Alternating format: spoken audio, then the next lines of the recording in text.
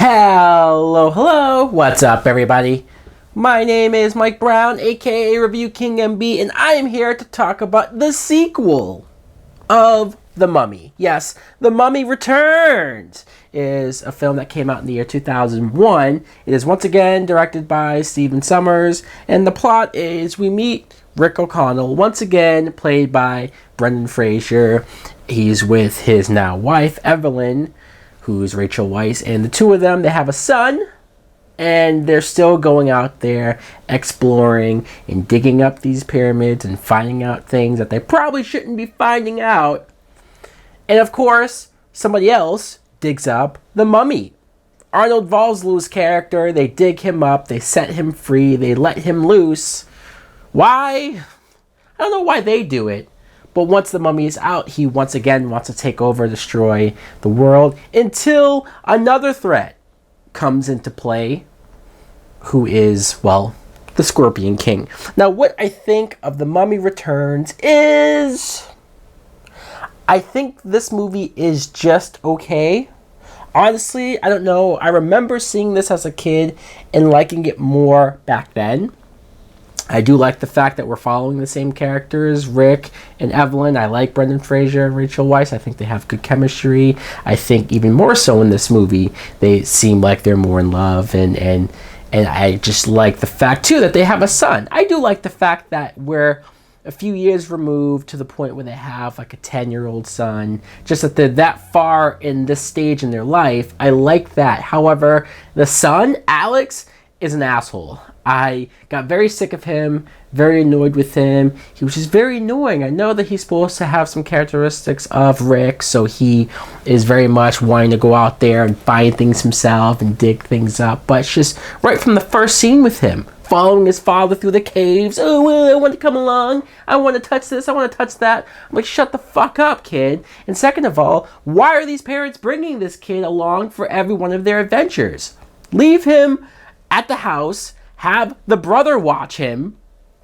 What the hell? Why are we bringing him along? And there's so many times, there's so many points where he does something stupid, this kid, getting involved, messing around, throwing spitballs or whatever at the other people who could kill him, viciously kill him, or the fact that there are supernatural things out there. In fact, he touches this one almost bracelet-like thing, but it's huge. He puts the bracelet on, and it gives him all of these visions of all of this Egypt history, and the parents don't even know about this. He's going off and doing all these things on his own. Odette Fair comes in and says, shit, kid, you putting that on could have started the apocalypse. And we're all just supposed to laugh it off and think, oh, isn't the kid cute? No! He's annoying as fuck.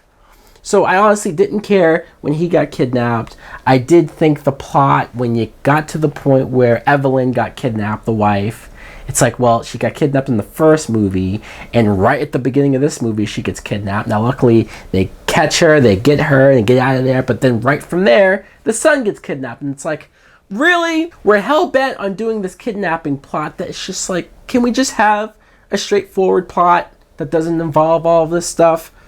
Now, when the mummy does come back, sure, it is cool to see him once again as a zombified thing, and this time the reincarnation of his wife is there, which I got a little confused by the whole reincarnation thing, because she was in the same body, or she looked the same. They just wanted to put the soul into her body.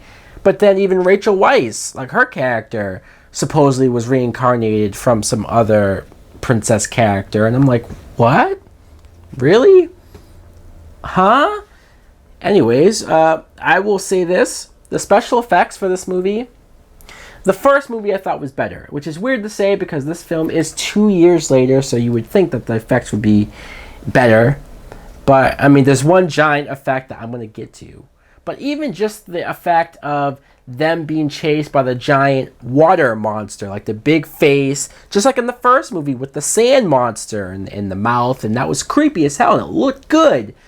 This water, CGI water, does not translate, I guess, as well as CGI sand. I don't know why. I don't know why sand looks better than water in CGI, but it does here. And I know they tried to be different. I know they tried to switch it up a little bit and make it water this time, but it just didn't look as good. And And some of the other characters, really quick though, you have Adewale Akinwumi Ajibaji. I can never get this guy's name right, but Mr. Echo from Lost is how I'll always know him. It was cool to see him in here. I swear this guy has been in so many movies without me even realizing that I had seen them before I finally got to recognize him and know who he was. But The Rock, let's talk about The Rock as the Scorpion King, the part at the beginning where he is the Scorpion King and he is leading this army in this war and they defeat the other army. I'm like, yeah, this is cool, this is badass. And The Rock, his very first movie, he's straight out of wrestling, but he oozes charisma already. You can almost tell looking at him that this guy is going to be something. It just sucks that he doesn't really say anything throughout the whole movie. And when I say throughout the whole movie, he's only in this one scene where they win the war, and then they go into this whole backstory where even though the army won, they were stranded out there in the desert, which makes them sound kind of dumb, and they all just started dying from dehydration. And The Rock, Scorpion King, he made this sacrifice. He gave up his soul for all this stuff. And so basically, come the end of the movie, because that was 5,000 years ago. So the end of this movie, it's a cool moment when Brendan Fraser and the Mummy are fighting each other, and then you hear the doors open next to them, and they both stop and look over. That's a cool moment. But what comes out is this horrible, and I mean garbage, CGI special effect. It's pathetic. It's fucking terrible. This blob of an effect that comes out of these doors. It's supposed to be The Rock. It's supposed to be what's left of the Scorpion King. And now he's merged. He's turned into this scorpion-like creature and monster. His legs are a scorpion body. But even his face, that's supposed to be The Rock. It's supposed to look like The Rock, but it looks like a PlayStation 1 video game. It's terrible. It's fucking awful. It's pathetic. It completely kills the last act of this movie. Look, I'm not going to say that there isn't some fun to be had with the film, because it is. I'm not going to say that there isn't some good action in this movie, because there are. And it is fast-paced. I never got bored watching the movie. I will just say that I was disappointed going back and watching this.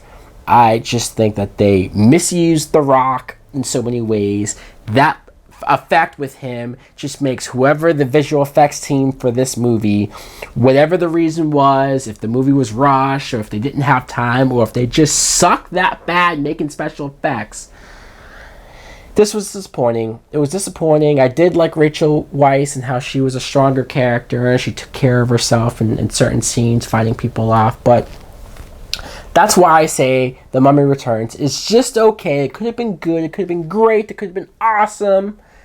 Anyways, guys, let me know in the comments below. What do you think of The Mummy Returns? Do you agree? Do you disagree? Do you love this film? Or do you at least understand why I was disappointed rewatching this?